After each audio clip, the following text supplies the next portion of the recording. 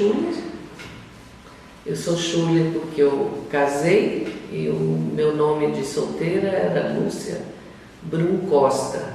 Sou descendente de portugueses, mas acabei nascendo no Rio e aos 22 anos eu casei com um alemão.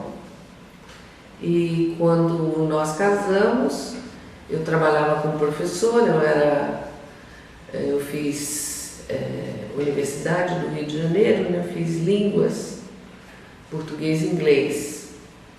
Então eu terminei meu curso e o meu marido precisou vir para São Paulo, porque era começo da década de 70 e São Paulo estava bombando em termos de indústria. E os produtos que ele comercializava junto com a família dele, com os pais, eram produtos para controle de pragas, mas autosserviço. Então as empresas compravam, ele treinava a utilizar os produtos e os equipamentos e aí a gente veio para cá para explorar esse mercado, né? Ele já trabalhava então? Ele já trabalhava com isso, ele já tinha feito várias coisas, mas acabou, sabe, o negócio de família sempre é muito forte, né? Então ele acabou ficando com o pai e como naquela época controle de pragas era uma coisa assim muito incipiente ainda, muito começando, eu lembro que eu morava no Rio, num apartamento no Flamengo. E tinha muita barata no nosso apartamento. Tinha barata periplaneta que entrava pela janela, que eu botava um lençol na cabeça que eu tinha medo das periplanetas. Acho que daí é que vem o meu desgosto em relação à periplaneta, né? E aí a minha mãe chamou uma dedetizadora na época. Eu lembro que a gente tinha uma mesa de jantar assim, e a hora que o rapaz passou um líquido branco, né, esbranquiçado, leite, meio leite, o chão ficou forrado de barata, né? As baratas entravam dentro da geladeira, era uma coisa, a crise de inseto naquela época, Rio de Janeiro muito quente, muito úmido, era uma coisa terrível. Vamos dizer, esse foi o meu primeiro contato, né, com a atividade, né? E aí quando a gente chegou aqui, eu já cheguei grávida da primeira filha. Em que ano foi isso? Isso foi em 71, janeiro de 71, e a minha filha nasceu em setembro de 71. Então foi bem complicado assim, a adaptação, porque o meu marido escolheu ficar aqui em São Bernardo. Em São Bernardo era assim, era um vilarejo, era uma cidade bem pequena. Tinha pouca gente, para você fazer compras você tinha que ir nos municípios vizinhos, Santo André geralmente, ou para São Paulo. Era bem complicado. Mas a gente foi vivendo, né? Aí teve um problema com a família dele, ele se desentendeu com o pai e ele resolveu se separar do pai. Como ele tinha equipamentos que ele tinha de amostra, produtos e tal, ele começou a atender alguns clientes, tanto que a nossa nota fiscal 0001 é de um dos diretores da General Motors. A gente atendia, como a gente vendia, na época meu marido vendia o equipamento para eles, mas para os diretores não. Então alguém tinha que fazer o serviço e ele fazia. Porque naquela época as empresas, as indústrias tinham equipes próprias de controle de praga, não é isso? Tinham. Mas essa ideia de fazer uma equipe própria foi do meu sogro, do meu marido, né? De difundir essa ideia do autosserviço, porque não tinha legislação. A primeira legislação para controle de pragas, assim, muito leve, surgiu no final da década de 70, acho que foi 78. não me recordo bem, mas não tinha legislação, então estava tudo meio no aprendizado, vamos dizer assim, né? Assim que as coisas aconteceram. E aí o mercado gostou muito dessa hipótese de vender um equipamento elétrico e comprar o produto e aplicar. O mercado aceitou isso bem. E o meu marido desenvolveu bastante esse conceito, né? Mas aí, com o rompimento com o pai, com a família, aí nós tínhamos que pensar. A gente estava com um nenenzinho de 3 meses e creia-me, já no outro caminho. O segundo também veio muito rápido. Então a gente tinha que sobreviver de alguma forma, né? E a forma que a gente achou de sobreviver foi aplicando inseticida, né? Eu posso dizer que a gente aplicava inseticida e raticida, né? Então foi feito todo um trabalho também dele. Nesse ponto meu marido teve muito valor, o Peter, de desconstruir tudo que ele tinha construído para poder ingressar com uma nova ideia. E aí as questões financeiras também impactam, porque quando você compra um produto, um equipamento, aquilo é ativo da empresa e isso gera imposto para a empresa.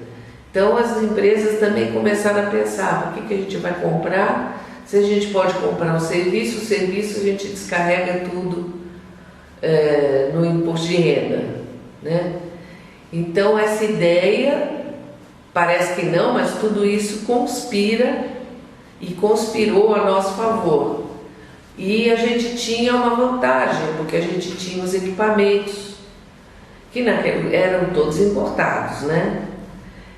Naquela época não tinha equipamento nacional, os equipamentos nacionais eram péssimos, vazavam, não tinham precisão. Ainda hoje não são lá grande coisa, né? Os equipamentos importados são sempre melhores, isso é fato. Os equipamentos nacionais são trambolhos, nem todos têm toda a segurança necessária, né? Somente quando é nebulização. Então a gente resolveu trabalhar nesse sentido. E aí eu fiquei como secretária e ele ficou como vendedor, cobrador e aplicador. E o tempo foi passando, né? Os filhos foram nascendo. E tem um detalhe também, como eu sou professora de inglês, né? E trabalhei muito tempo, desde os meus 18 anos eu trabalhei como professora.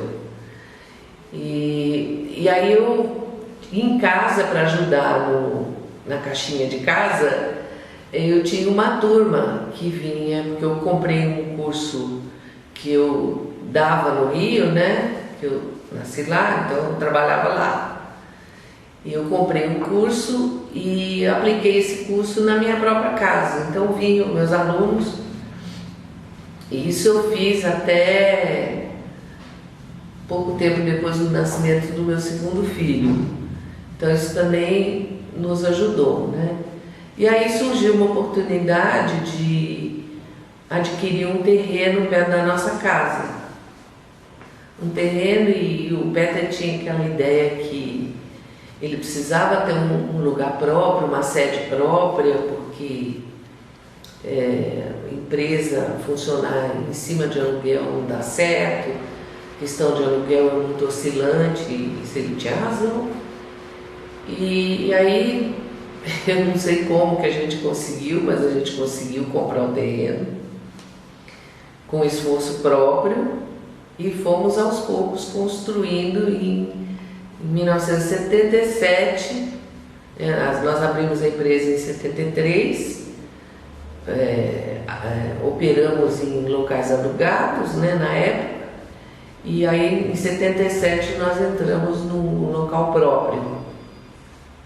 E a lembrança que eu tenho é que como a gente vinha de lugares pequenos, né, de repente a gente veio para um prédio, então as mesas ficavam sobrando, né, porque não tinha tanta mesa, o espaço era muito grande, né. Mas depois a gente foi se ajustando e na época tinha um decreto estadual que estava saindo do forno e esse decreto já estabelecia critérios de montagem de empresas de controle de pragas, não com o detalhamento que tem hoje, mas já tinha, olha, precisa ser assim, assado, não pode ser no escritório, porque muita gente se estabeleceu dentro de escritório, né? Umas coisas meio loucas. Então, essa legislação, ela dava esse norte. Então, a gente procurou se basear nisso e fizemos o prédio baseado nessas condições. Isso para nós deu muito certo, bem na década de 70, 80 ainda foi muito boa, as empresas estavam a todo vapor, né? A situação começou a piorar quando começaram as greves.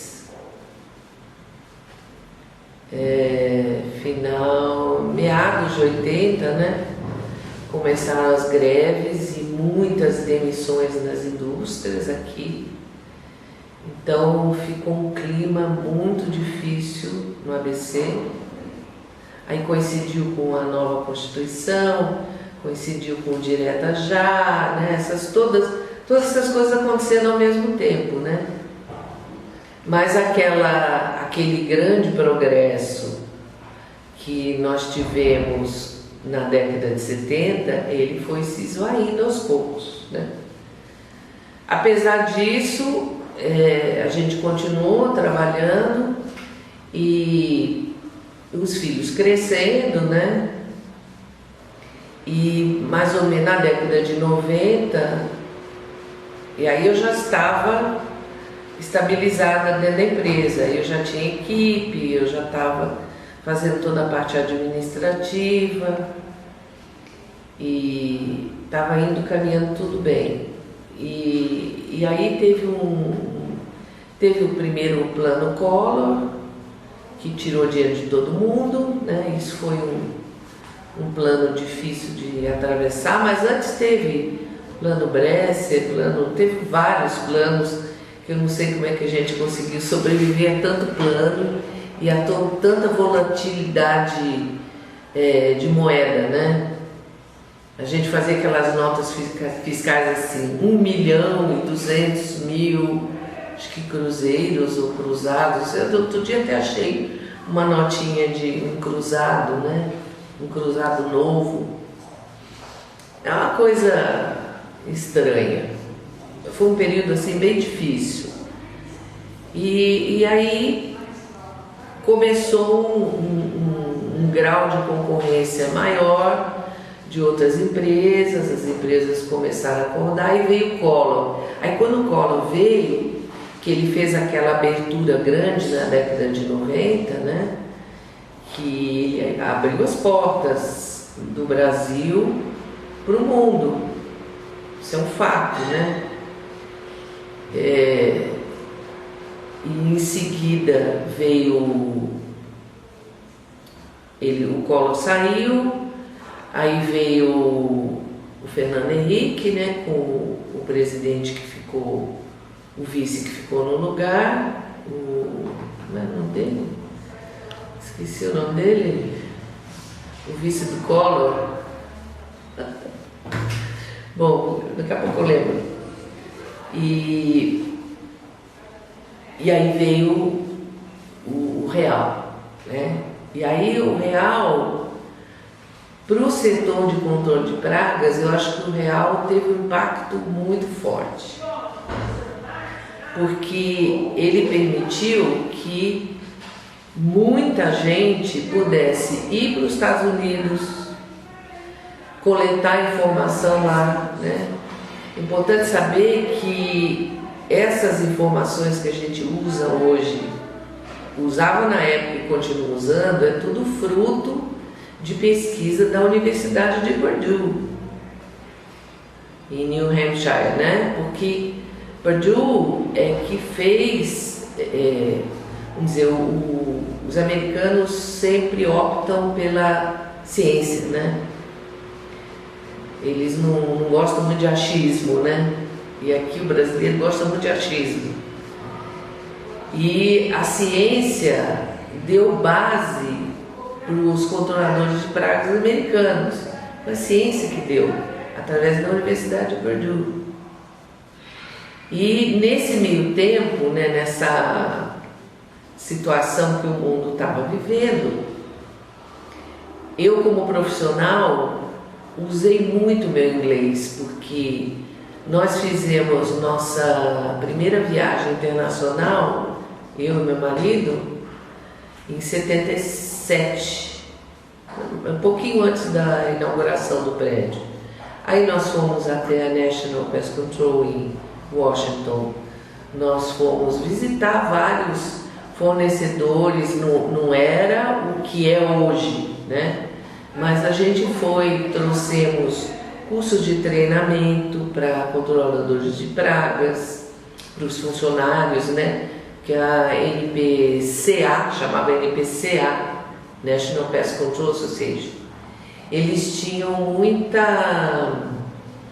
material educativo. Eles tinham slides, que na época era que se usava, né? Depois eles foram trazendo alguns vídeos também em VHS. Eles tinham livros de treinamento por assunto, então tinham série de livros sobre roedores. Então naquele livro você primeiro tinha uma aula expositiva e aí você tinha um caderno de perguntas e respostas, e que era preenchido pelo aluno, e o aluno ele tinha sempre a oportunidade de rever a resposta que ele deu. Não era assim para eliminar as pessoas, mas era para fixar os conceitos. Isso eu achei que foi um aprendizado muito importante, né? E aí eu pessoalmente comecei a fazer importação de material científico, vamos dizer, popular, entre aspas, né? Então na época tinha duas revistas principais, que era a Pest Control e a Pest Control Technology. Hoje quase não se vê nada na Pest Control, mas o que subsiste ainda é a Pest Control Technology. E vários professores importantes, né, como o Dr. Frischman, por exemplo, que era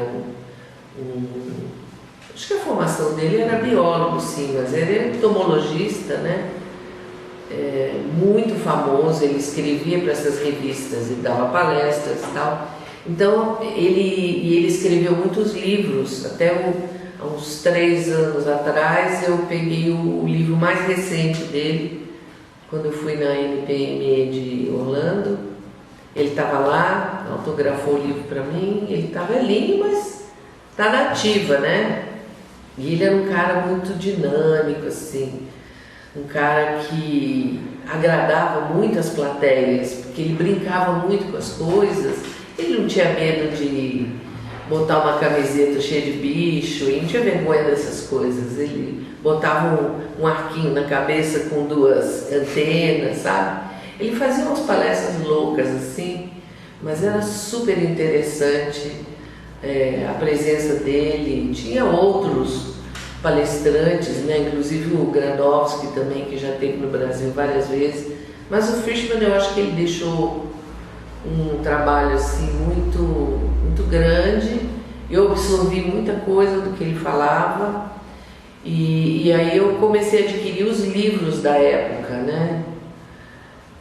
Várias bíblias, né, de controle de pragas, com vários especialistas nas diversas áreas, e graças ao inglês eu consegui aprender muita coisa, porque eu não era bióloga.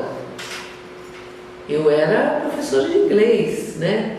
Então aquilo para mim foi um esforço grande de entender que Porque na época que eu estudei, eu não fiz científico, eu fiz clássico. Então eu não tive ciências biológicas, eu tive ciências no ginásio, mas no colegial não. Eu tive latim, português, etc., mas nada relacionado à ciência. Então, claro que eu tinha dificuldade, então eu tinha que estudar essas coisas, os livros que vinham para mim, eu ficava estudando. Cheguei a fazer alguns cursos por correspondência, fiz um com a Purdue, fiz outro com a American Institute of Baking. Curso de pragas? De controle de pragas, mas assim, cientificamente falando, a American Institute of Baking, ela é uma associação que ela dá orientação técnica para manufatura de farinha, bolacha, biscoito, essas coisas, essa área, né, de manufatura. E eles tinham um curso, eu não tinha como ir para lá, que era muito complicado, né, muito caro, mas dava para fazer por correspondência, então eles mandavam as aulas. O Purdue foi a mesma coisa, eu paguei o curso, eles me mandaram as aulas e na prova final, né, eles elegeram uma pessoa aqui no Brasil para eu fazer a prova junto com ela, para não ter nenhuma falsificação, alguma coisa, para não colar, para não colar. Assim, né? Mas assim, isso... E quem foi essa pessoa, você lembra? Sim, foi uma secretária que eu tinha, é uma coisa meio doméstica, né? Mas eu tive que fazer isso. Eu já era uma senhora, eu falei, olha, tá aqui, eu vou fazer a prova na sua frente. É uma coisa de fio de bigode, né? Mas eu fiz na boa, estudei o livro todo que eles deram para estudar, as lições, né? E eu aprendi muita coisa sobre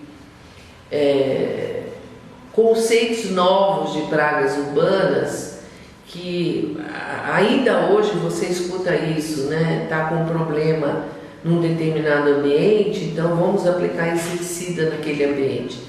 Tá, mas se o problema vem de fora, ou vem de outro lugar, ou vem da rua, ou vem do fogo, ou vem do... primeiro você tem que criar mecanismos de barreiras para que esse problema não se perpetue, senão você vai ficar ali só jogando inseticida e a coisa não se resolve nunca. Pode ser que para alguma empresa que goste desse trabalho seja bom, mas eu não achava isso certo, né? Você tem que ir para resolver o problema.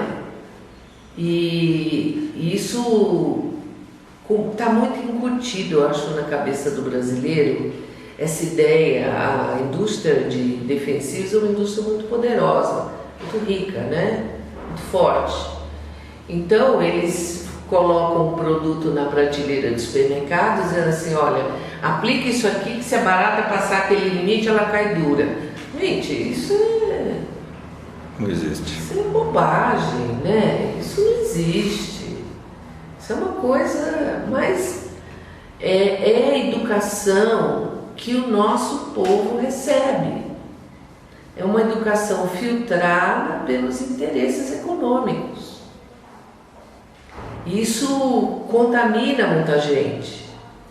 Eu sempre falo que quando vem alguém de alguma empresa oferecer algum produto, uma formulação nova para mim, eu falo assim, olha, se você tiver algum trabalho a respeito, manda para mim, que eu quero ver o trabalho.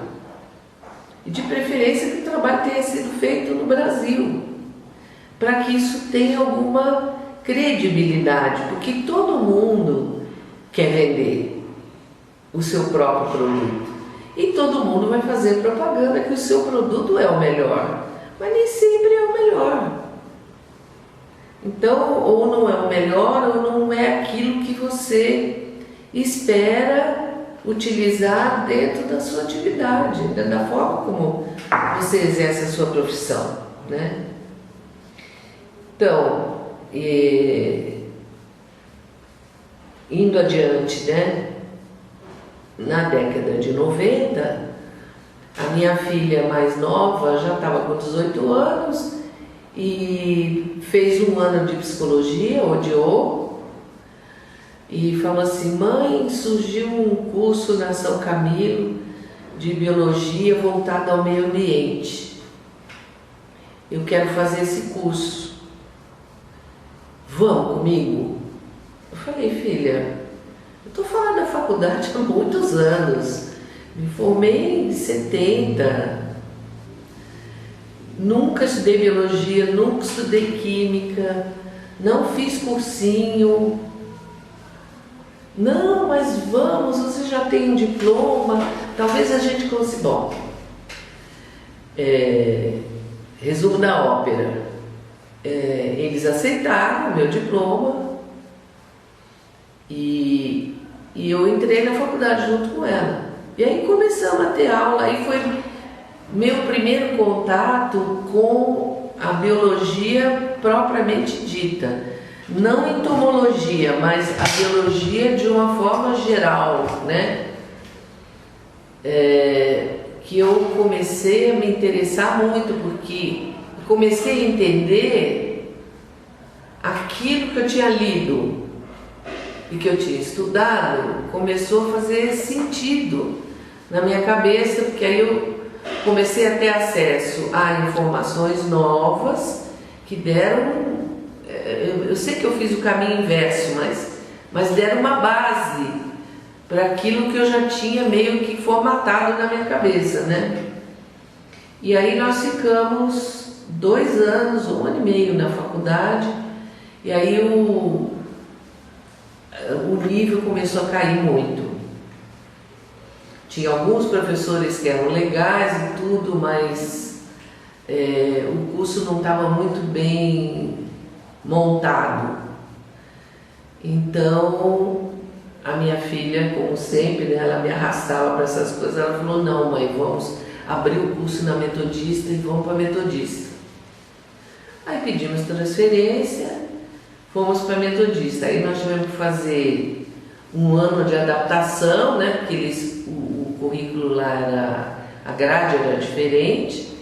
Tivemos que fazer adaptação e aí fomos. E aí foi tudo muito bem sucedido, né, porque o biólogo, né, nunca imaginei que era assim, né.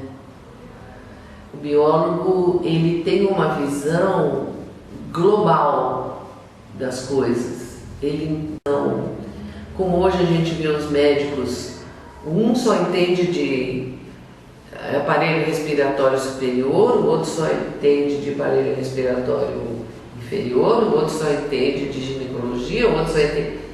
Aquela ideia do médico de família, né, que ele tinha uma visão generalista, isso é super importante, porque você não... A gente não é um quebra-cabeça, né? O corpo humano, qualquer bicho, qualquer organismo não é um quebra-cabeça que você separa e vai estudar separadamente. A biologia te dá essa ideia, principalmente quando a gente teve biologia comparada, que foi muito interessante. E esse exercício eu faço até hoje, né? Porque quando eu vejo um organismo e vejo afinidades desse organismo, o cupim, por exemplo, né? Eu fiz um artigo outro dia, qual é a equivalência, né, entre o cupim e uma vaca, que ambos ruminam de uma certa forma. A vaca rumina, tem rume e tal, mas o cupim também precisa de outros organismos, assim como a vaca, para poder fazer a digestão da celulose, né? E o alimento é bem parecido.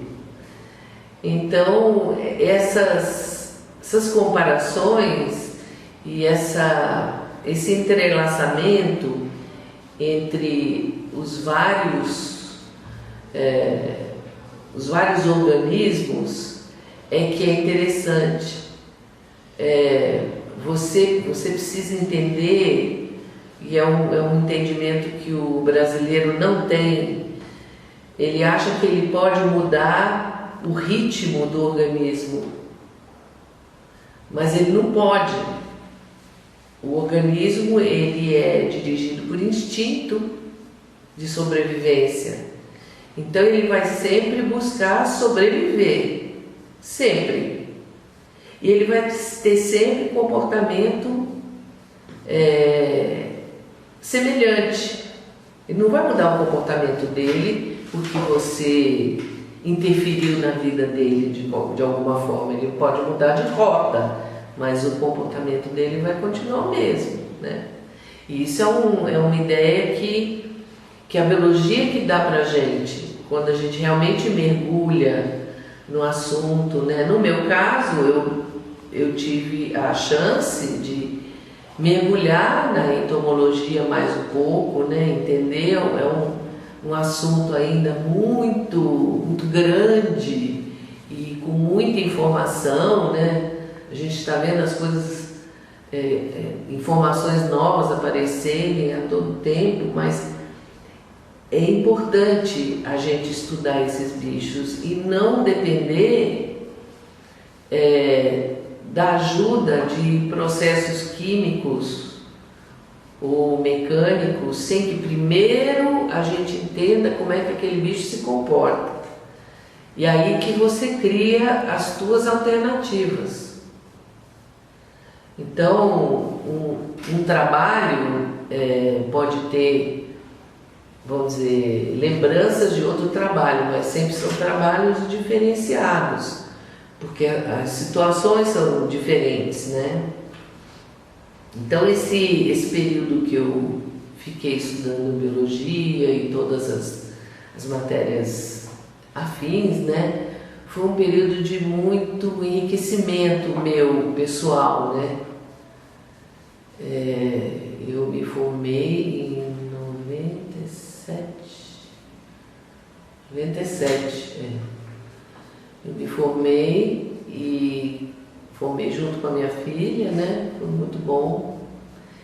E pouco tempo depois, aí eu fiquei doente, né? Eu tive um câncer de útero e precisei me resguardar um tempo, né?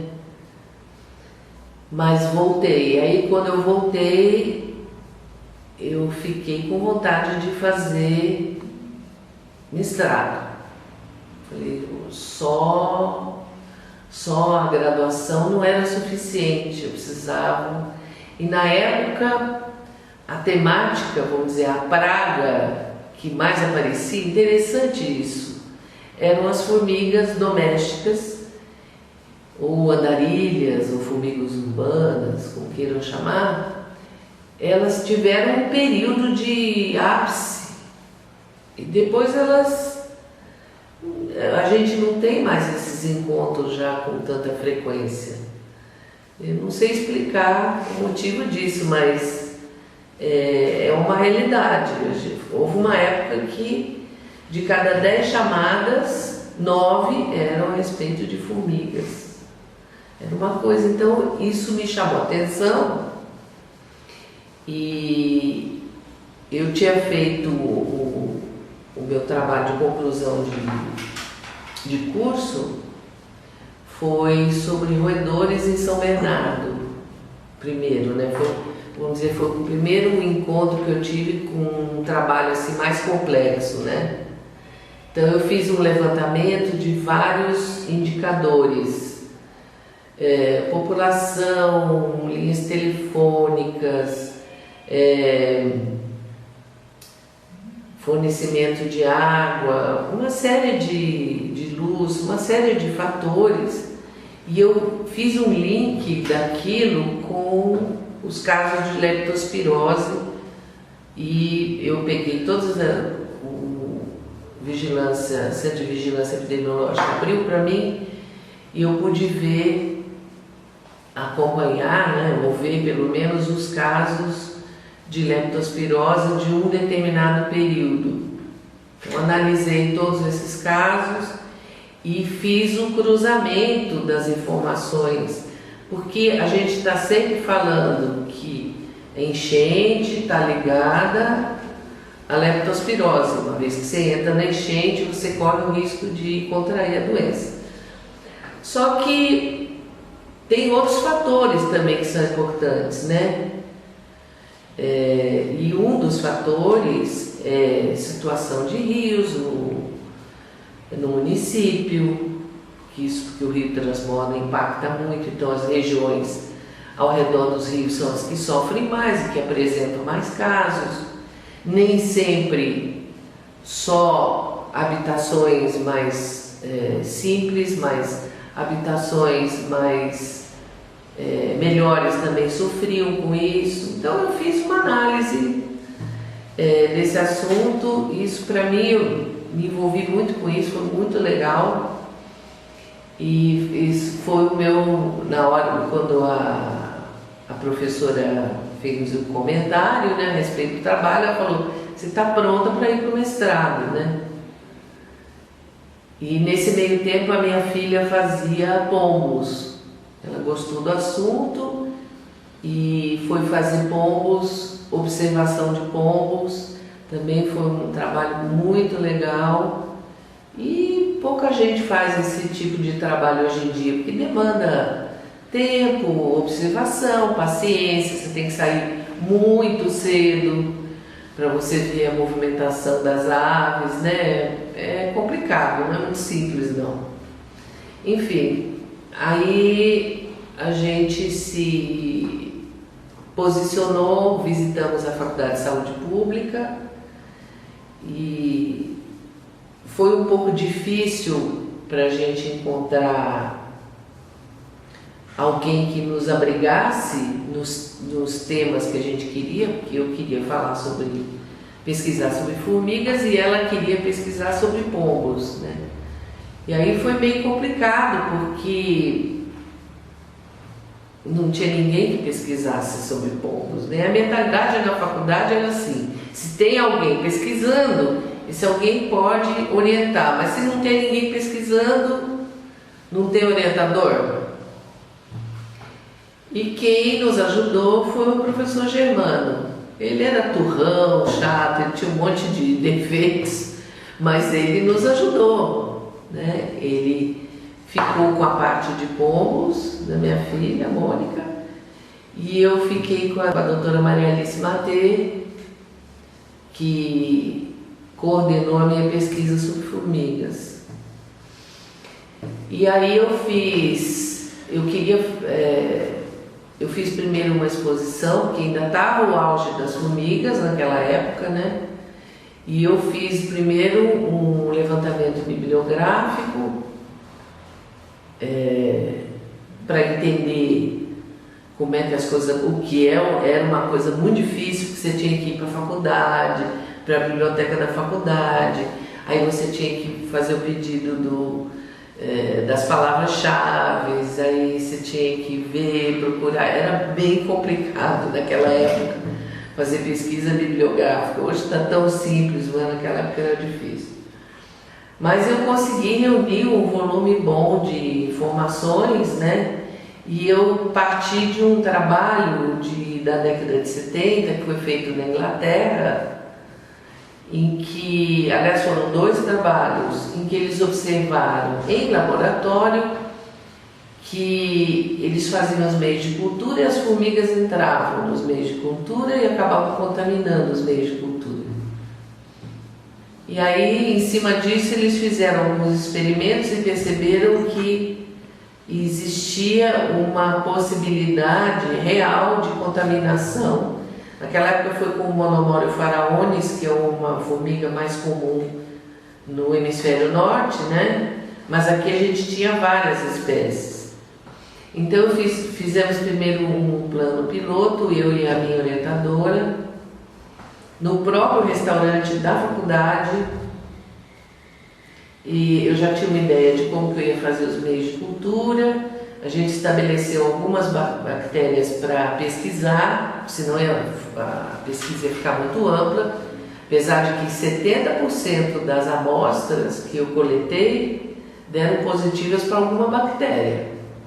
Aí dali eu tirei aquele material e coloquei em meios de cultura específicos de outras bactérias que eu queria ver. Geralmente eram as enterobactérias, que eram as bactérias que tinham mais relação com viroses ou situações de infecção bacteriana atingindo o intestino e tal, né?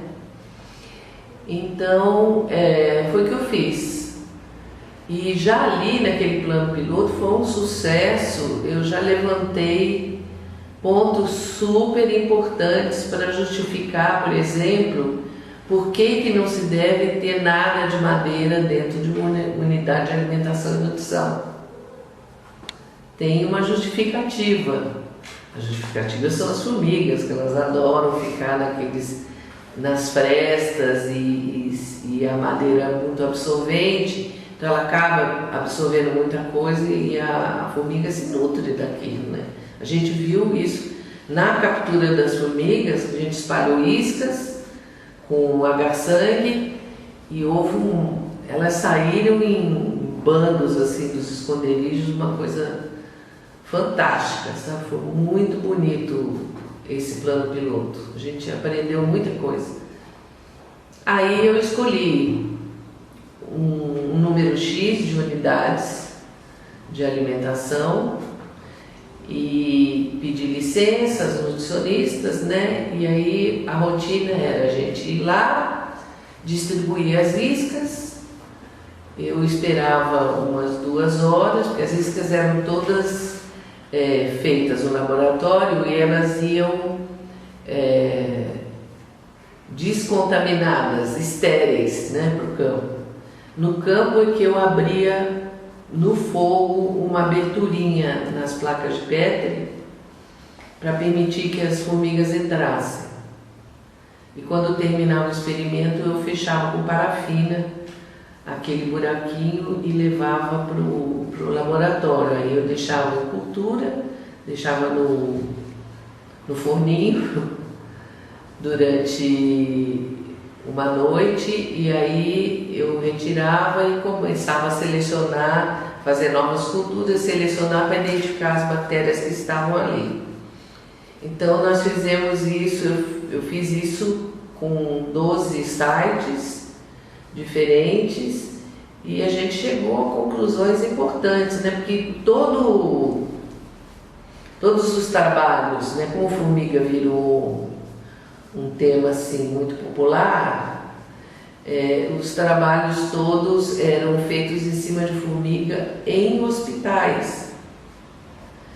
E como no Brasil praticamente não existe registro compulsório de intoxicação alimentar, né? Você fica sabendo, quando dá muita notícia, você fica sabendo de um ou outro, mas não tem comunicação compulsória, né? Então você acaba não tendo os dados necessários de como que a contaminação alimentar é importante na saúde do indivíduo e a quanto que esse indivíduo está exposto, né? As formigas me deram um certo norte nesse sentido, porque eu vi muita enterobactéria em formiga, muitas. Então a gente estabeleceu, né, algumas divisões, mas no geral a pesquisa mostrou muita coisa para a gente, né? Muita coisa. E novamente eu tive dificuldade de parear com pesquisas internacionais, porque as pesquisas fora do país são todas voltadas para o ambiente hospitalar, para o ambiente de preparação de alimentos ou manipulação de alimentos, muito pouco. Então eu não sei se ainda hoje, eu tenho visto algumas coisas, mas não tenho visto trabalhos nesse sentido, né? Porque não dão muito ibope, eu acho, né? Não sei.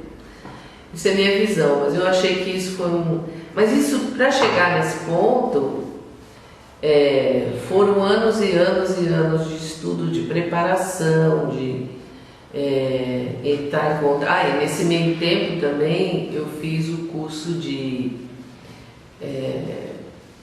entomologia urbana da Unesp também, que foi muito bom, foi um curso de um ano que me deu um embasamento também muito legal. Eu já estava formada, né, mas me deu falar sobre entomologia urbana, é uma coisa bem específica, né? Então isso também, e muitos trabalhos bons saíram daquele curso, muita coisa interessante, né?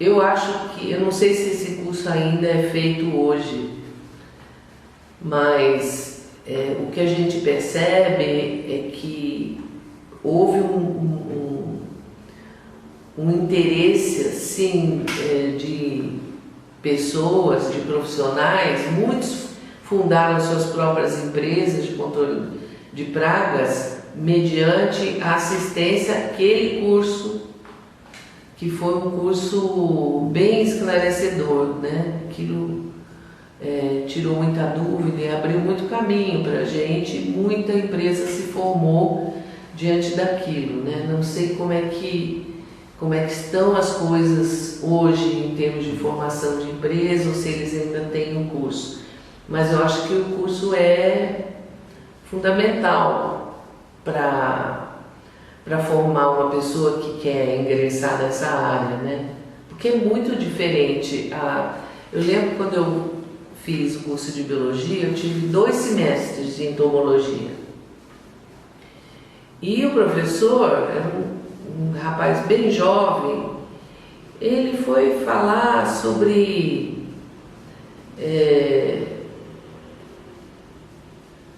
como que os animais se desenvolveram, as chaves, etc.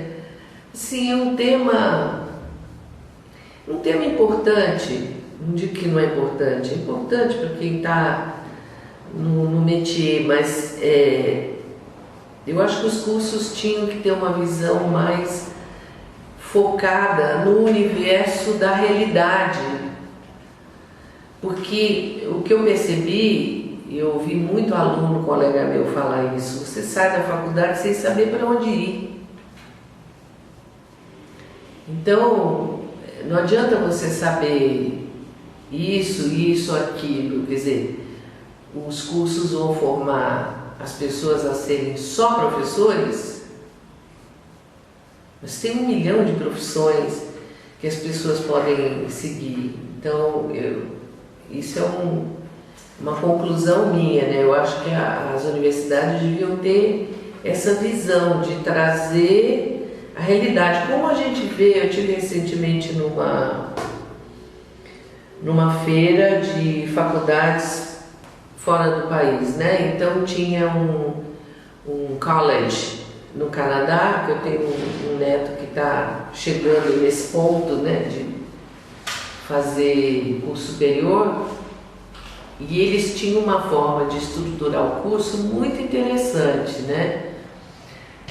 Você sai do curso, por exemplo, o curso não era de enfermagem o curso, mas era de saúde pública. Mas você saía do curso já, dependendo das matérias que você quisesse fragmentar e direcionar, você já saía com uma carreira pronta. Então dali você já vai para o emprego, seja num hospital, seja num laboratório, seja num instituto de pesquisa, não sei. Mas eu achei isso sensacional, porque, primeiro, não é todo mundo, isso é uma realidade, não é o brasileiro, no mundo inteiro, não é a população inteira que nasceu para fazer faculdade. Primeiro você tem que ter uma base financeira para te segurar aqueles anos, você tem que ter um fundo, alguém tem que bancar aquilo. Senão fica essas faculdades noturnas que o pessoal faz e não sabe nada, não aprende nada, né? Não dá para fazer faculdade desse jeito.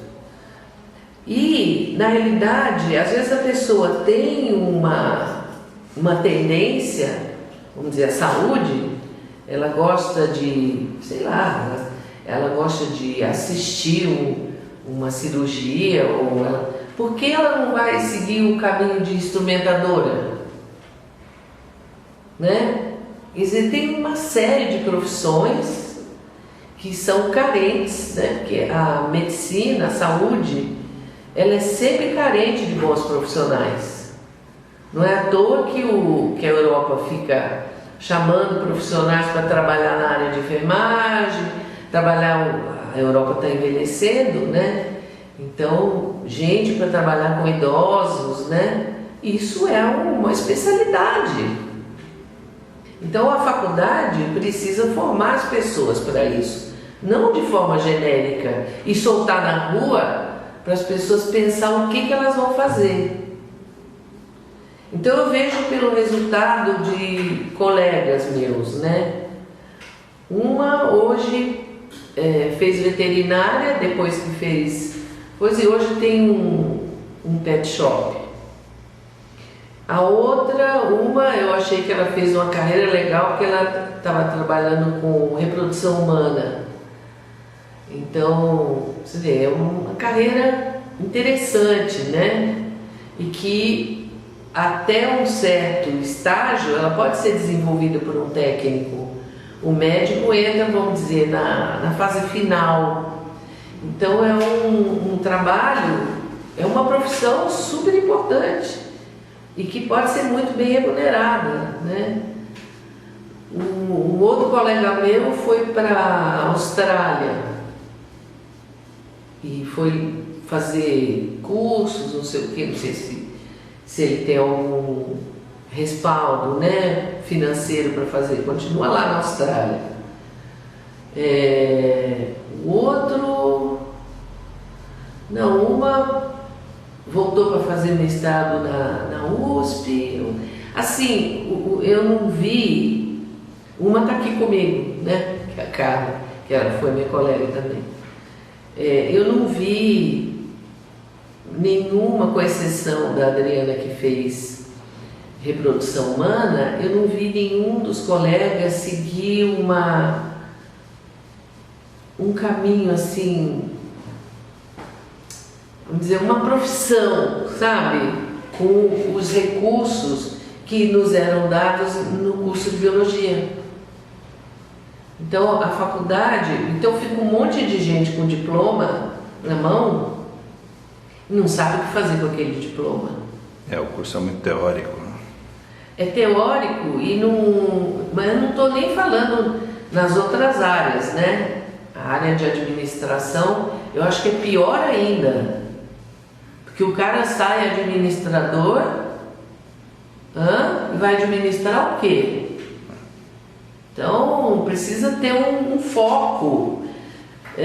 O que ele vai ser? Ele vai trabalhar em área de finanças, ou ele vai trabalhar em projeto, ou no que ele vai trabalhar? Isso tem que estar de acordo com a pessoa, com a sua capacidade, com o seu embasamento, com o seu interesse.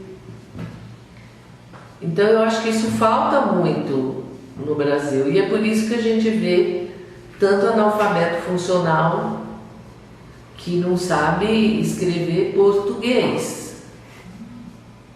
Porque eu tenho uma neta que está fazendo, desculpa, estou falando algumas coisas pessoais, né? Mas eu tenho uma neta que está fazendo pela terceira vez cursinho para medicina.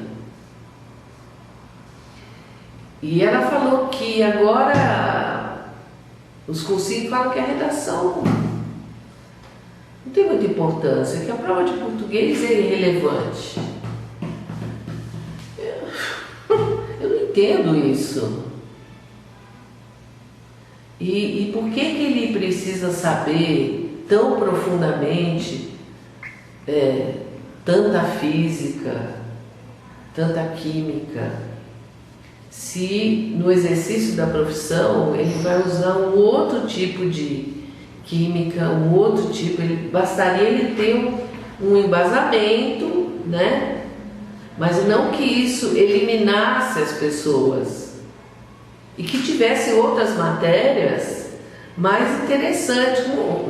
Quando eu me formei em línguas, você podia seguir neolatinas, anglo-germânicas, né? Então, quando você chegava na universidade, você já tinha um norte para onde você queria seguir.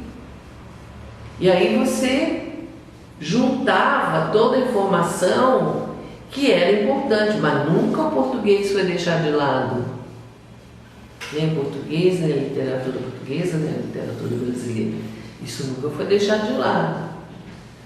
Então, eu acho que falta isso no Brasil em termos educacionais. Eu, pessoalmente, eu me eduquei meio que na marra. Eu fui atrás, fui tentar entender porque era uma necessidade. Porque eu já estava com a água das canelas, então eu precisava fazer alguma coisa. E eu precisava manter contato com o conhecimento que vinha lá de fora. Porque aqui nas universidades eu não tinha conhecimento nenhum.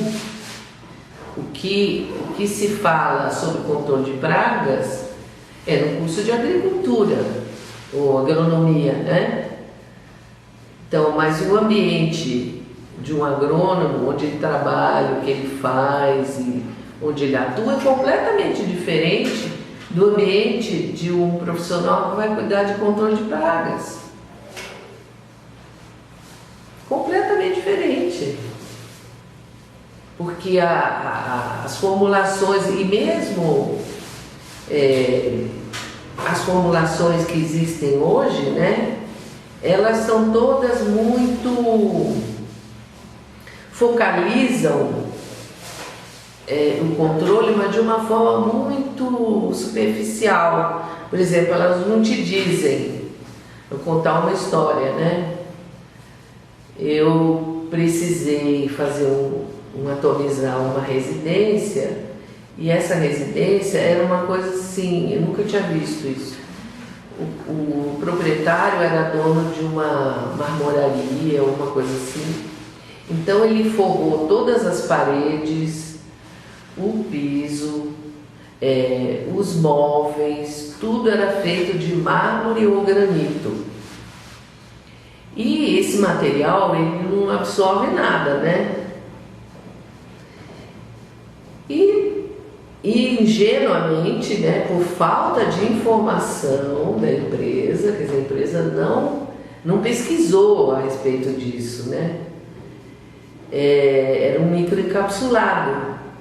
E esse microencapsulado, uma vez que a água secou, ficaram as cápsulas na forma de pó.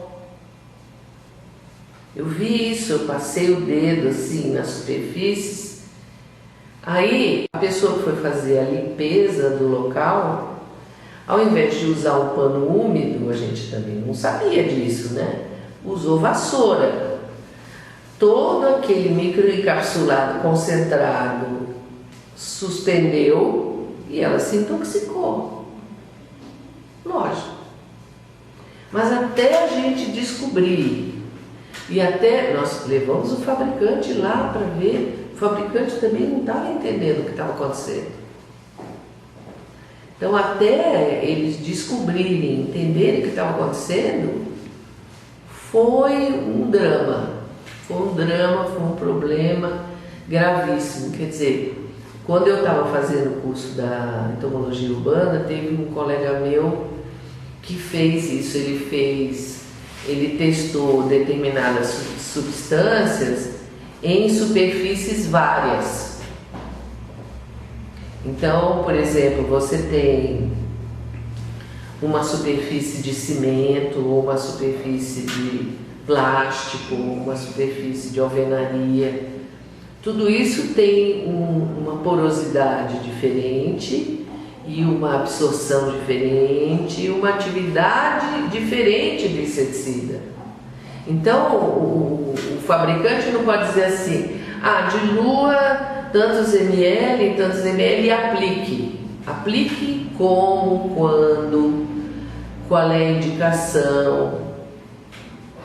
Então, você não tem essas informações, então você tem que criá-las dentro da sua atividade. Quando você cria essas informações, você acaba sofrendo uma penalidade porque você comete erros. que não precisava ter cometido, se você tivesse sido adequadamente informado.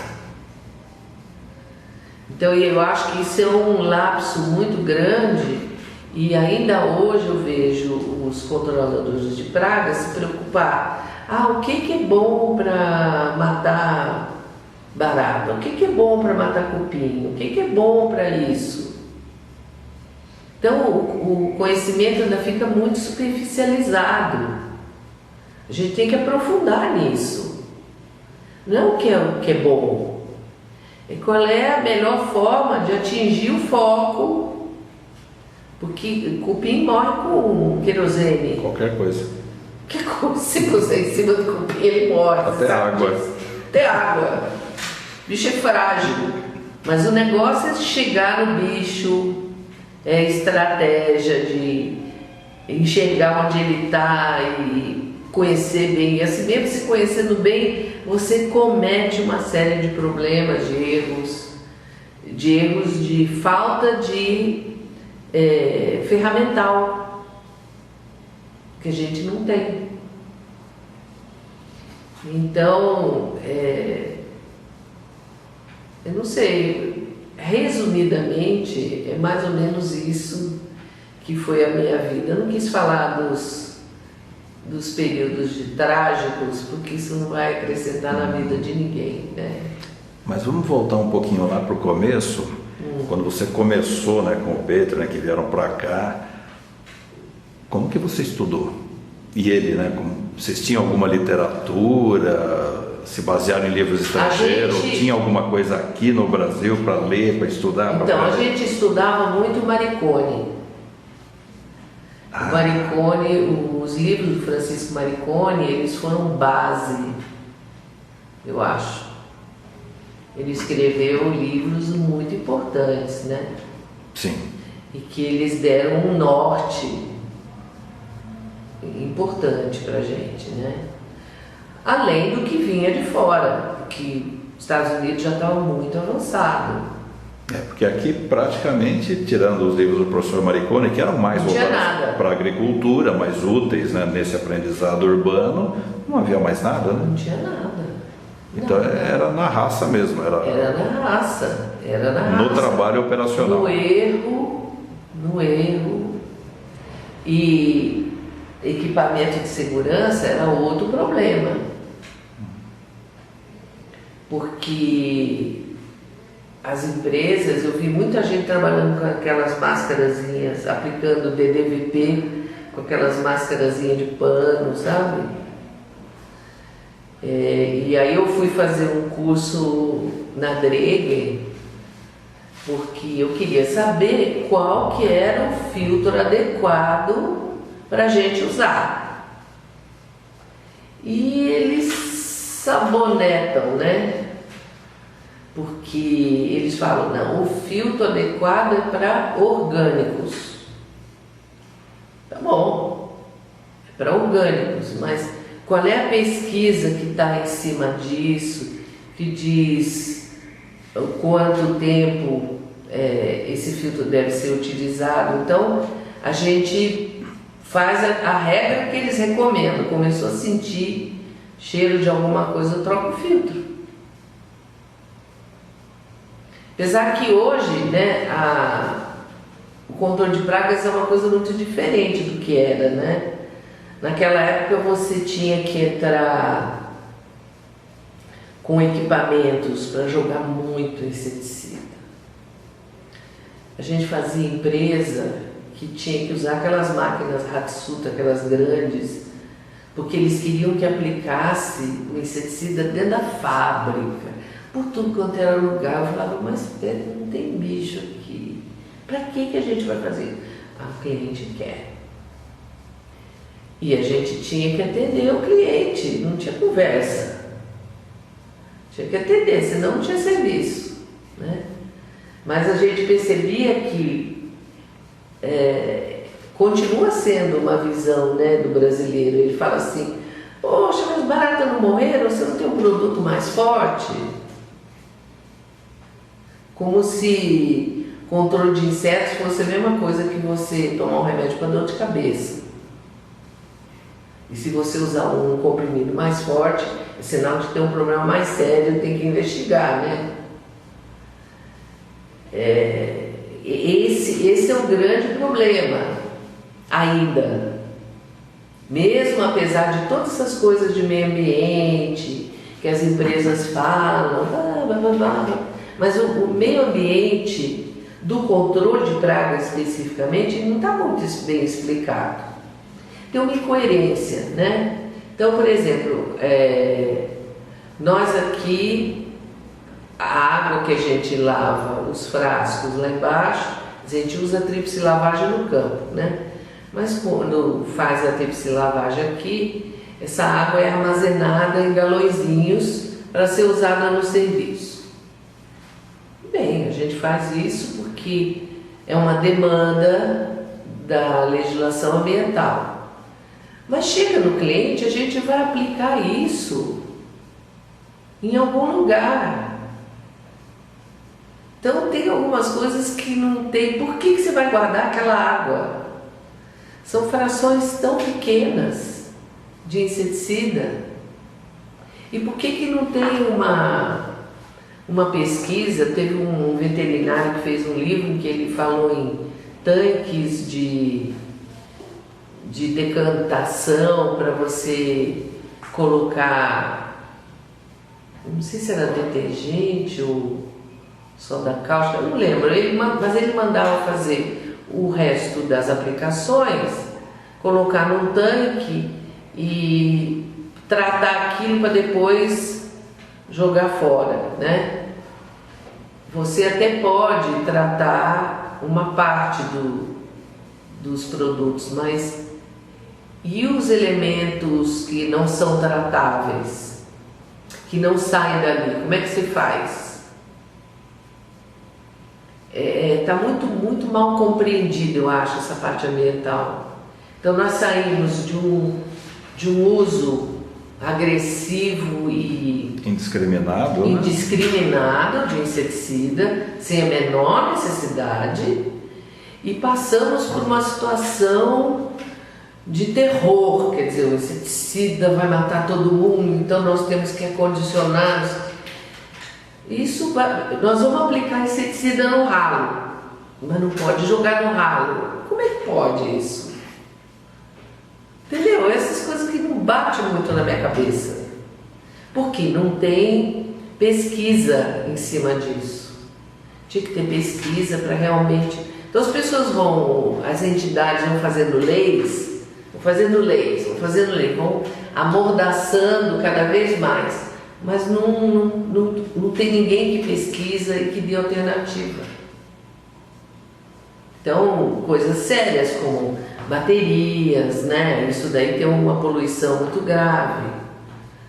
Mas a gente ainda está engatinhando nessa questão de embalagem. O que a gente faz com as embalagens plásticas? Nós estamos engatinhando, o povo não tem ainda... Eu estive na Alemanha no começo do ano. No supermercado tem duas máquinas, né? Você leva todas as suas embalagens plásticas, insere lá, aí sai um ticket com uma devolução em dinheiro. Não é muito, 50 centavos, 80 centavos, €1. Mas aquilo estimula o indivíduo a ir lá e você olha pelo buraquinho assim, você vê que tem uns caras, a hora que você passa a garrafa, os caras estão lá acondicionando e dando o destino certo. E aquilo vai para o destino certo. Eles são muito rigorosos nessa parte de separação de itens para preservação do meio ambiente. Muito rigorosos. Mas é uma solução que não é tão impossível de ser adotada. E que isso poderia reduzir muito a quantidade de frascos plásticos que estão rodando por aí. Eu não sei, é um assunto muito complexo, né? Eu sei que mas eu acho que com as mudanças que aconteceram no controle de pragas, com a introdução da isca, por exemplo, né? Isso melhorou muito. Antes a gente era obrigado a aplicar quantidades muito grandes de inseticida, tinha que parar o ambiente, tinha que sair todo mundo. Você ainda chegou a pegar a era dos clorados, né? No início não, já estava proibido, ainda tinha. O clorado foi proibido na década de 80. De 80. Eu cheguei a pegar o 1080. O raticida 1080, ele era usado. Aí começaram os raticidas, só tinha de primeira geração, né? Aí que saiu o Clerate, né? O raticida de segunda geração. E aí vieram muitos outros, né? Mas eu cheguei a trabalhar com clorado, principalmente para controle de cupim. Para controle ambiental não, era a famosa fórmula DDVP de azinon, que é a Ciba-Gai que vendia. Aí veio o piretroide, né, o Caltrine. Aí quando isso foi década de 80 que o Caltrine veio. Aí foi uma melhoria legal, assim, porque usar DDVP de azinon direto tinha suas restrições, né? Eram produtos bem fortes, principalmente o DDVP, né? Eu não tinha acidentes, porque eu sempre cuidei muito da saúde dos funcionários nesse aspecto, mas eu sei que muita gente se acidentou com o DDVP, né? Mas ainda continua sendo um produto importante. Então, você não pode abolir totalmente, porque o DDVP não tem persistência no ambiente, ele mata na hora. Então, tudo isso depende do seu conhecimento, da situação, do objeto em si, de como que você vai usar. Isso daí é só, como não tem literatura, é só a experiência que dá, quebrar a cabeça. Não tem outro caminho para a gente aprender. E as iscas, elas ajudaram porque as empresas tinham um horário ocioso muito grande, né? Por exemplo, aqui na empresa a gente nunca gostou de trabalhar à noite. À noite eu acho um trabalho muito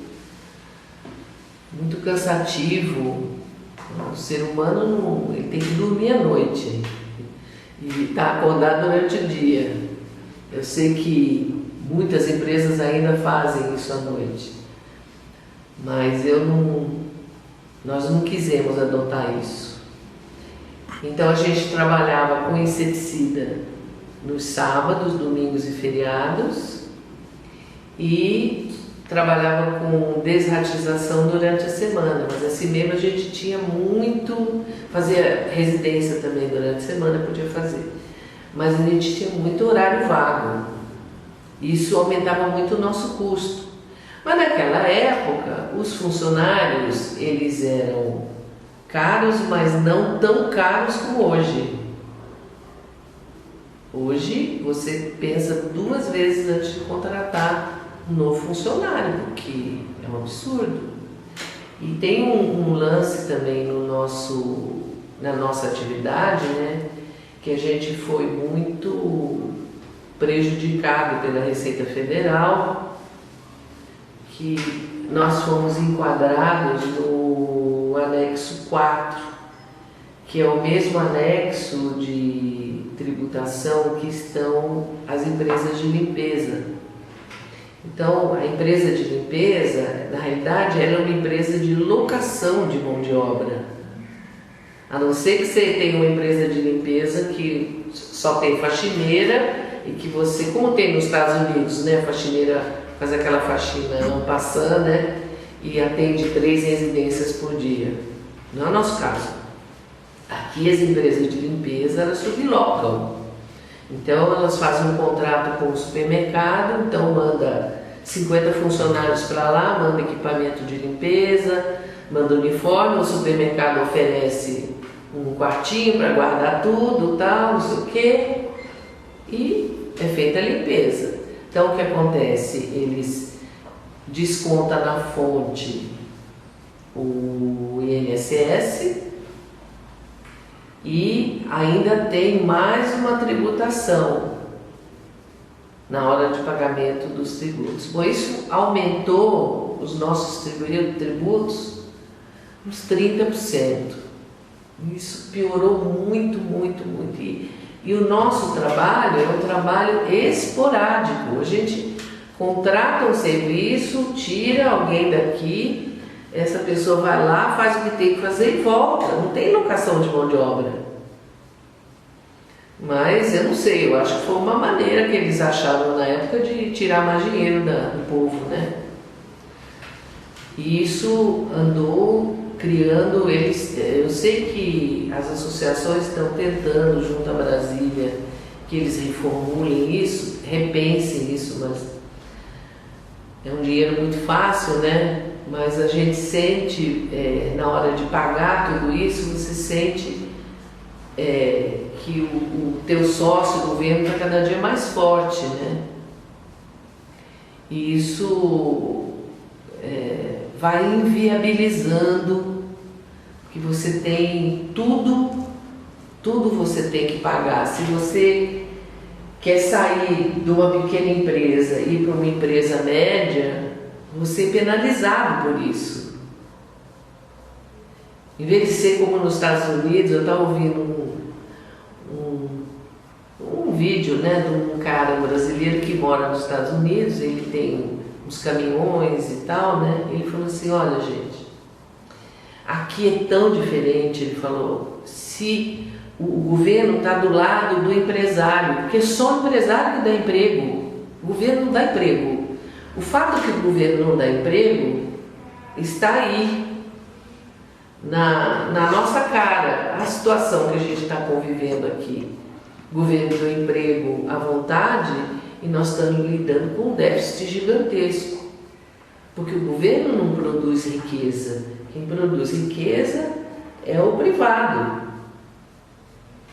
E ele precisa ter espaço para trabalhar. Ele falou, aqui na América, se você melhora, o governo está sempre ali para te ajudar, para te facilitar, para você crescer mais.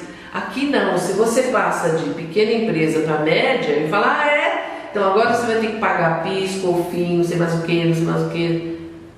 Ele te penaliza porque você quis crescer. Então, no nosso caso, que é o que a gente está tratando aqui, né? Eu acho que a tendência é as empresas ficarem cada vez menores, com cada vez menos gente trabalhando, porque o custo está ficando impraticável para você manter a empresa. Fora as outras cocitas mais, né, que a gente é submetido. É um trabalho, não sei, se eles conseguirem fazer alguma coisa, isso é coisa que vai demorar uns anos para melhorar, porque hoje está difícil, realmente difícil.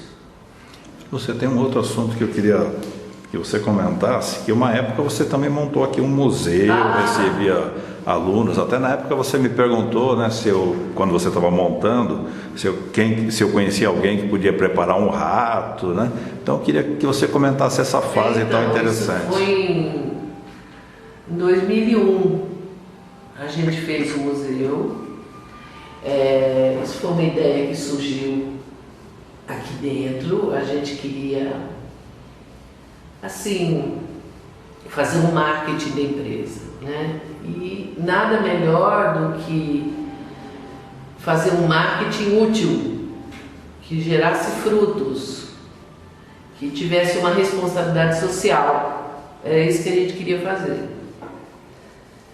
Aí a gente começou, a gente não sabia bem por onde começar. Eu já tinha visitado vários museus parecidos fora, né? Nos Estados Unidos tem muito borboletário. Eu achava o máximo, continuo achando, né? Que lá você pode comprar borboleta, você pode soltar borboleta no casamento, no funeral. Tem todo um comércio em cima disso, né? Nós visitamos um criatório, como eles fazem a criação, é super legal. É a liberdade, né? A democracia, a liberdade de você poder lidar com esses micro-organismos sem danificar, ninguém quer danificar, mas você criar riqueza em cima disso, né? Vai ser proibido aqui no Brasil. Então, mas a gente enfrentou o negócio, aí não tínhamos ajuda de ninguém, né?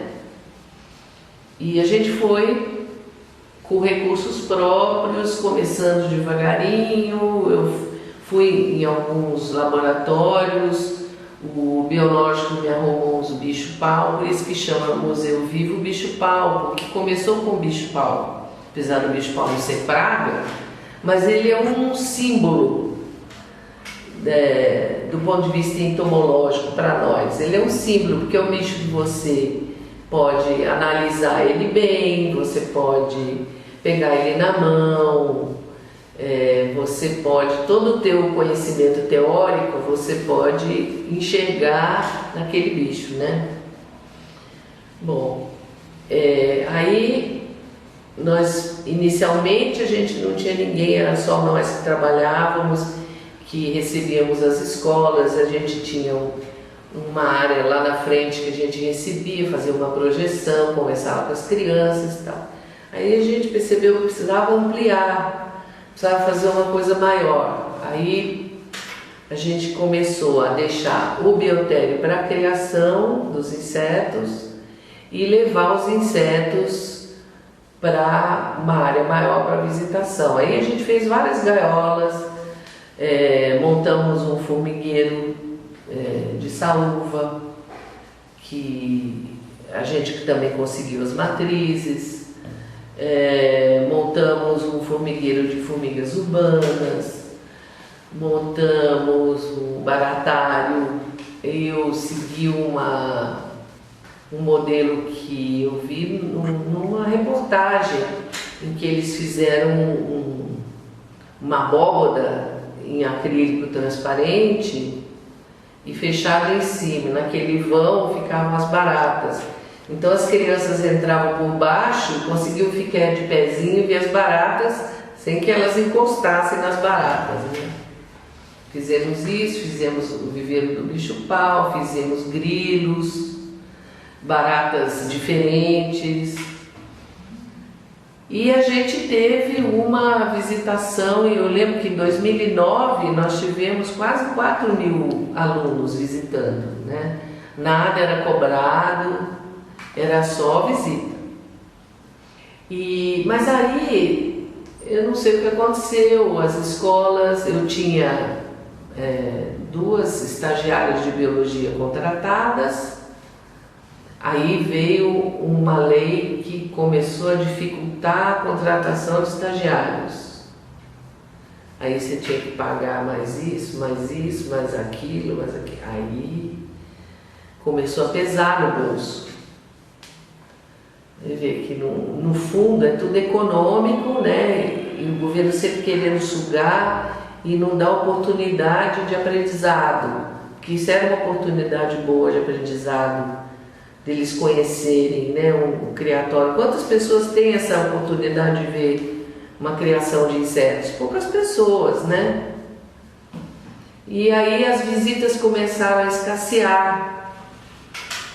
E o custo permanecia o mesmo, né? E aí, há uns 4 anos atrás, eu encerrei. Achei melhor encerrar, porque isso acaba influenciando na dinâmica, porque você tem que ter gente para fazer a limpeza, você tem que ter gente para buscar insumos, para dar para os bichos. É um investimento grande. É um investimento, né? E não tem reconhecimento.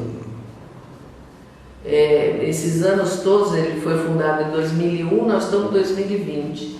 Esses anos todos, nunca ninguém, vamos dizer, da Secretaria de Saúde ou da Secretaria de Educação esteve aqui para ver o trabalho. Então, ninguém está interessado, né? Eles falam que estão interessados por educação, mas na realidade não estão. E o acervo, você fez o que então com esse acervo? Eu fui eliminando, o formigueiro acabou morrendo e eu fui eliminando, eliminei as baratas, eliminei tudo. Hoje eu só tenho os tenébrios, né? Porque eu gosto. Eu acho bonito e eles custam muito pouco para tratar, né? Eu acho bonito. E os bicho-pau, que a gente tem carinho com eles, né? Que é tipo o mascote da gente. Esses eu não tive coragem de. E você conseguiu preparar os ratos? Os ratos, então, os ratos eu consegui um rapaz que trabalhava no zoológico e ele fez taxidermia para mim. Todos os ratos que estão aí foi ele que taxidermizou muito bem, por sinal. Foi um investimento também, né? Porque eu paguei o rapaz, para ele, né? Claro. Mas foi bom, assim, foi um investimento, valeu.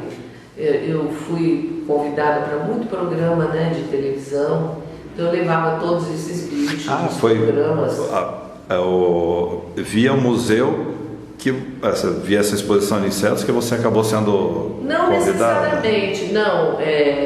Começou que eu contratei uma assessora de imprensa e eu já tinha tudo isso, né, engatilhado, e as emissoras foram convidando e eu participei de vários programas. Foi um período interessante.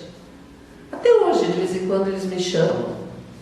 Mas não tem mais hoje, ninguém me substituiu, assim, que ficasse tanto tempo na TV, né? E a TV também, eu acho que a internet mudou muitas coisas, porque muita informação que sai da TV, você prefere ver na internet. Porque na TV vem acompanhado de merchandising, vem acompanhado de uma série de coisas, então na internet você vai lá, pesquisa, você tem uma gama grande de informação. Então, eu acho que isso também é uma coisa, você pode ver os programas femininos, né, à tarde, né, hoje é tudo bobagem, ou fofoca de TV, ou culinária, é tudo assim. Vez ou outra que vai no médico, agora que está vindo alguns médicos por causa do vírus e tal, mas é muito diferente de como era. Você obtinha informação só nos programas femininos. E hoje está diferente, as coisas mudam, né? Tudo muda. E outra coisa, o livro, né, que você escreveu, né, também ele veio desses programas de televisão? É um livro, porque como eu participava de vários programas, e eu falava o meu e-mail, então o pessoal me mandava, quando tinha programa, mandava muito e-mail. E aí o que eu fiz? Eu imprimi todos os e-mails de um calhamaço assim, e dividi por assunto, que as pessoas se interessavam.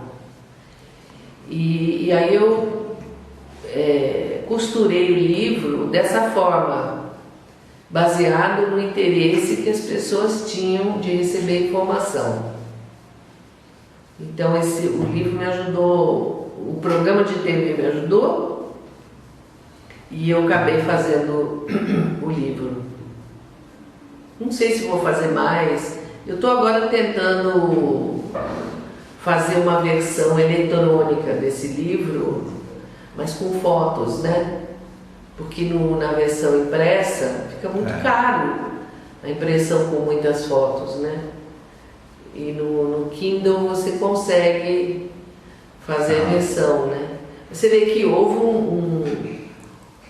um período em que vários livros foram produzidos. Você fez vários, né? Teve o pessoal da Praga, acho que foi o último, né? Teve esqueci o nome dela lá do biológico, sobre pulgas e carrapatos. Teve aquele livro amarelo sobre pragas urbanas. Mas parou por aí. Eles liberaram várias publicações, mas não tem mais nada novo. Não que eu conheça, pelo menos.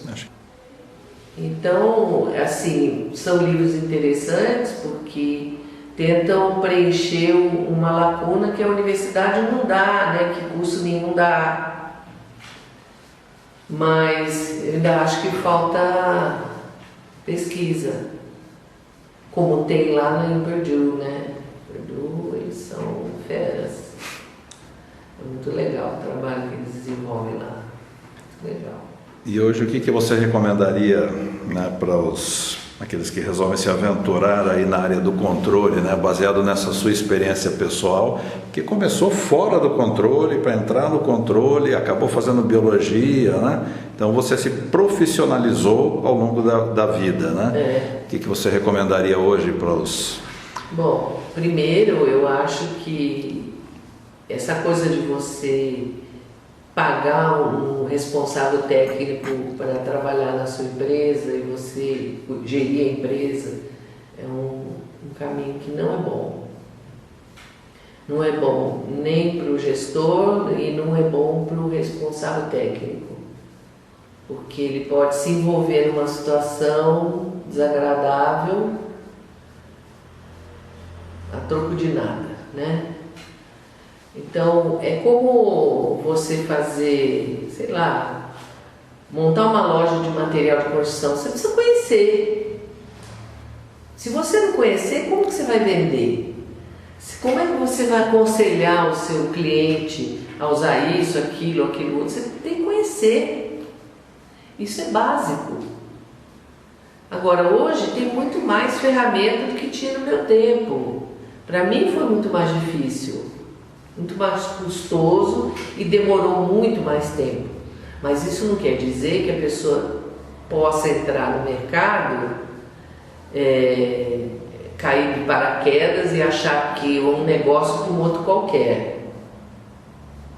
Eu não acho que o controle de pragas é um negócio como outro qualquer.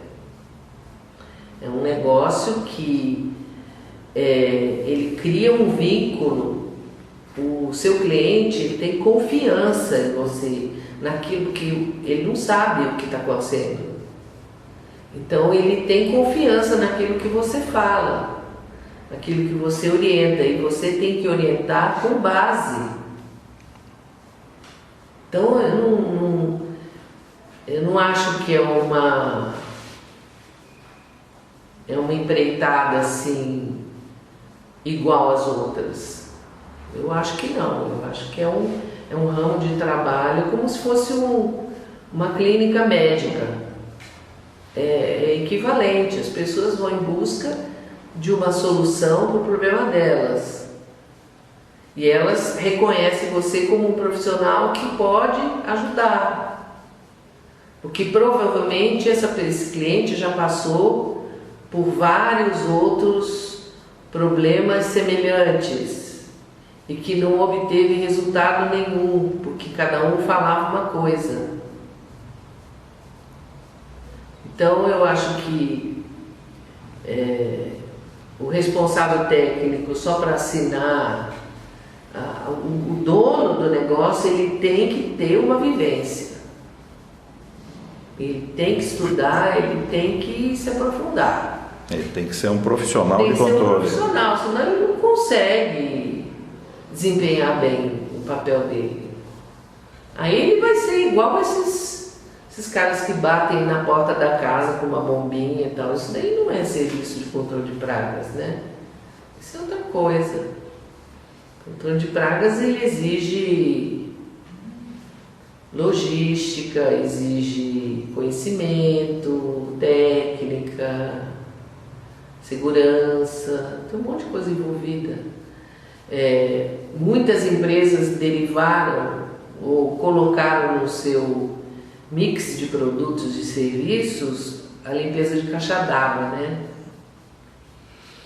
É um serviço muito ruim de se fazer pelo seguinte: você chega num local onde tem uma caixa d'água, não tem espaço para você se movimentar.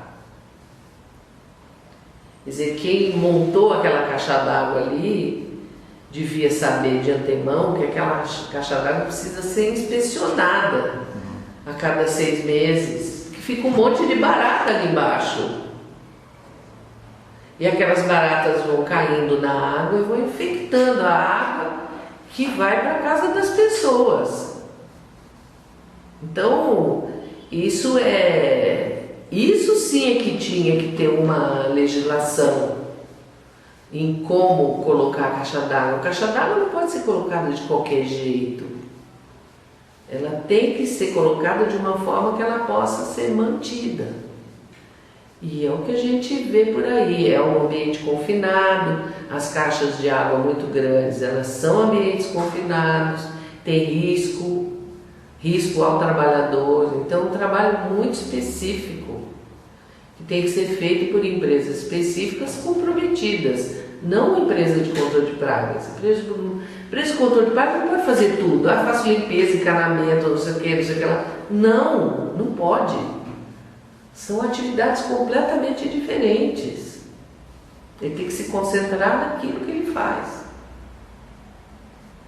Eu tenho essa visão e é uma visão que tem me trazido até agora, e eu sei que o mercado pode falar tudo da gente, mas não pode falar que a gente é irresponsável, ou que a gente não faz as coisas direito. Isso o mercado nunca vai poder falar da gente. Então, tá bom. É isso, é o que tem para hoje. E o nome da empresa ABC por estar situada no ABC? ABC Expurgo. Isso foi o meu marido que criou, eu não tive participação nisso, né?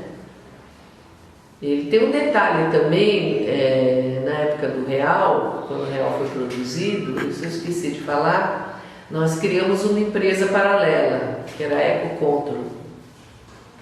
E nós trouxemos os primeiros instrumentos ambientalmente seguros.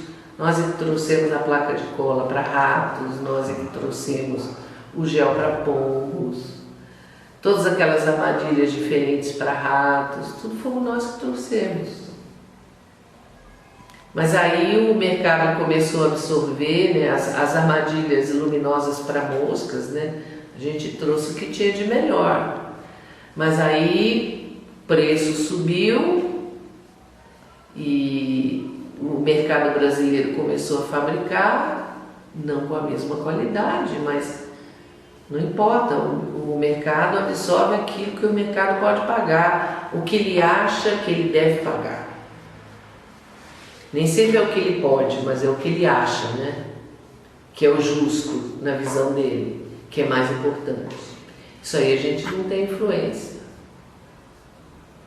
Mas foi um período legal também, assim, a gente colocou muita armadilha de boa qualidade no mercado e elas estão lá até hoje, acredite se quiser. A dificuldade que eu estou tendo agora é de conseguir lâmpada para suprir, porque eu sou obrigada a importar, né, a lâmpada, e aí chega muito caro. Não tem aqui no nosso mercado? Não. Aí chega muito caro.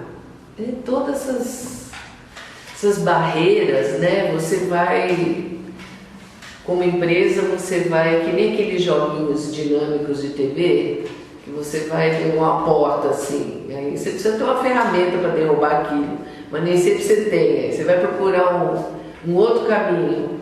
Essa é a nossa vida, e procurando alternativas, porque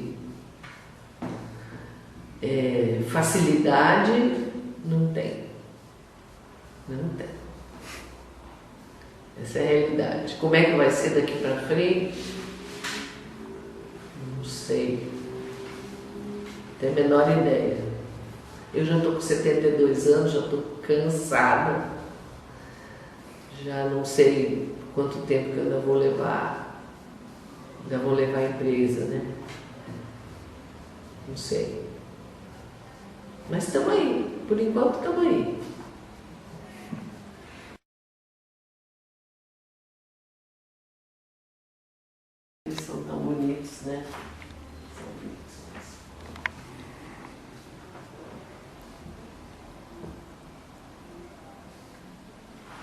separando quando os machos para cá. E aí eu vou ver quantas fêmeas eu tenho lá e vou pôr uma proporcionalidade, sabe? Porque eles brigam muito. É? Os Quando machos? estão com fêmea, né? Eles brigam muito, então...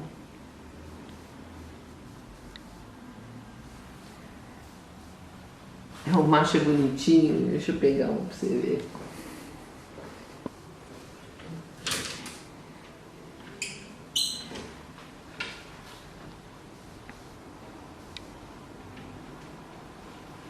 Eita, mas que brabeza, gente. Calma. Calma. Eles são muito agitados.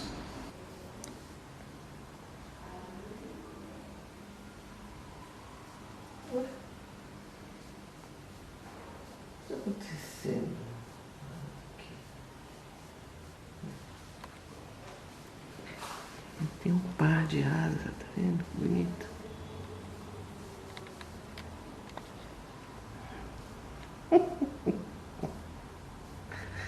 É, bonito. É bonitinho. Um par de asinha, ó. Olha que danado. É. Linda. Bonito, né? Ó, tem um fujão aqui em cima. Ah, esse daí fugiu, é?